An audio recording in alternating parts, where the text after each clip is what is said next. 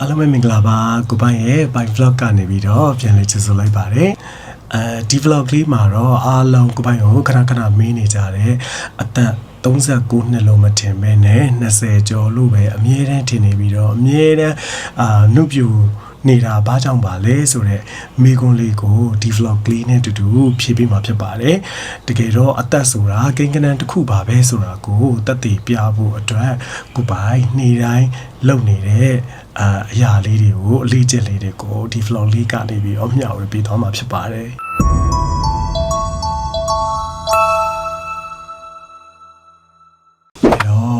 ဒီနေရာမှာပထမဦးဆုံးအရေးကြီးဆုံးအစိတ်ပိုင်းကတော့အသားရည်ထိမ့်သိမ့်မှုပေါ့နော် skin care routine ပဲဖြစ်ပါတယ် skin care ထဲမှာအရေးကြီးဆုံးကတော့ sunscreen ပဲဖြစ်ပါတယ် sunscreen ကကြတော့ကိုယ့်အိမ်ထဲမှာပဲနေပြင်မဲသွား sunscreen က link ကိုလေးရမှာနော်အသက်30ကျော်လာတဲ့အခါမှာ sunscreen ကိုမလိမ့်ထားဘူးဆိုလို့ရှိရင်အမဲဆက်တွေထွက်လာမယ်နောက်တစ်ခုကကြတော့အရေးကြောင်းတွန့်ခောက်တွေဒါတွေထွက်လာမယ်ပေါ့နော်အဲ့တော့ sunscreen သုံးဖို့အရေးကြီးတယ်ကိုပိုင်ဆိုလို့ရှိရင်ဒီ sunscreen လေးကဒါအမြဲတမ်းသုံးနေကြပါနောက်ပြောလို့ရှိရင်ဒုတိယအရေးကြီးဆုံးကတော့moisturizing cream ပေါ့နော် moisturizing cream က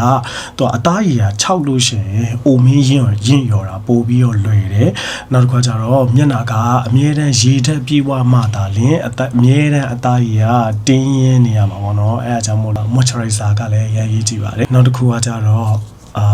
အခုရန် trend ဖြစ်နေတဲ့ retinol ကတော့တစ်စိတ်တွေအများကြီးရှိပါတယ်ဒါကတော့ကိုပိုင်တို့လို့ sensitive skin အတွက်အရန်ကောင်းတဲ့ retinol ပေါ့နော် retinol ကကြတော့သူကအသက်30ကျော်လာပြီဆိုလို့ရှိရင် retinol ကကိုယ်အတွက် mix တွေကောင်းတူလို့ပဲအရန်အရေးကြီးပါတယ်ကဲအဲ့ဒါဆိုလို့ရှိရင် skin care routine နဲ့ပြီးသွားပြီဆိုလို့ရှိရင်စိတ်ကျန်းမာရေးနဲ့အိပ်စက်ခြင်းကလည်းဒုတိယအနေနဲ့အရင်ရေးကြည့်ပါတယ်ကိုယ့်ရဲ့အသားရည်တွေကောင်းဖို့အမြဲတမ်းနှုတ်ပြလန်းဆန်းဖို့ဆိုတာကိုယ့်ရဲ့ mental health နဲ့နောက်တစ်ခုကကြတော့ sleep ကအရင်ရေးကြည့်ရပေါ့နော်ကဲအဲ့တော့ beauty sleep ဆိုတာအလကားပြောတာမဟုတ်ဘူးเนาะအနည်းဆုံးက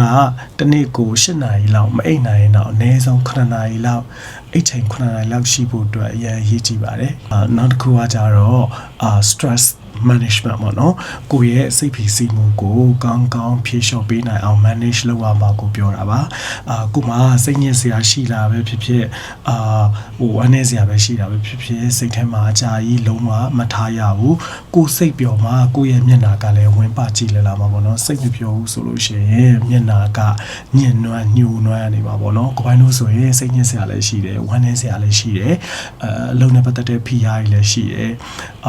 ဒါမှမဟုတ်လို့ရှိရင်တခြားpersonal attack တွေလည်း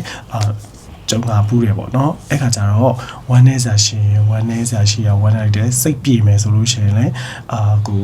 ပြောစရာရှိပြောလိုက်မယ်ဝမ်းနည်းစရာရှိဝမ်းနည်းမယ်ဒါပေမဲ့အကြာကြီးမထားဘူး positive mindset လေးနဲ့ပေါ့နော်ကိုအကောင်းဆုံးဖြစ်အောင်ပြန်နေတယ်အော်စရာရှိရောအော်ပလိုက်တယ်ငိုစရာရှိငိုပလိုက်တယ်ဆဲစရာရှိဆဲလိုက်တယ်တခုပဲရင်ထဲမှာကြာမထားဘူးအကုန်ရှင်းထုတ်ပလိုက်တယ်နောက်ပြီးတော့အရေးကြီးတာနောက်တစ်ခုကကြာလဲအမြဲတမ်းကိုလက်လှူရှာမှု exercise တစ်ခုကတော့အမြဲတမ်းလုပ်ရတယ်ပေါ့နော်ပုံမှန်ဆိုလို့ရှိရင်လမ်းလျှောက်တာမျိုးတွေ running လုပ်တာမျိုးတွေနောက်တစ်ခါကြာလဲကျင်သွားတဲ့သူတွေဆိုရင်တော့ဒါပုံမှန် exercise ဖြစ်တယ်ကိုပိုင်တို့လို့ walk နဲ့ life နဲ့ကြာမှာအရင် balance မဖြစ်တဲ့သူအတွက်ဆိုလို့ရှိရင်တကူးတကကြီး exercise သွားလုပ်ဖို့မရှိဘူးအခါကြာလို့ရှိရင်ကိုချေးထပ်ဖို့လိုလာပြီဆိုလို့ရှိရင်တစ်ခါကြာနားထဲမှာနှစ်ချက်ကလေးထည့်ပြီးတော့တချင်အောင်အကျိဖွင့်ပြီးတော့လှူရှာကောက်ခုံလိုက်တာနဲ့ချွေးထွက်လာဒါလည်း one of the exercise တစ်ခုပဲအဲ့တော့အများကြီးလှုပ်เสียတော့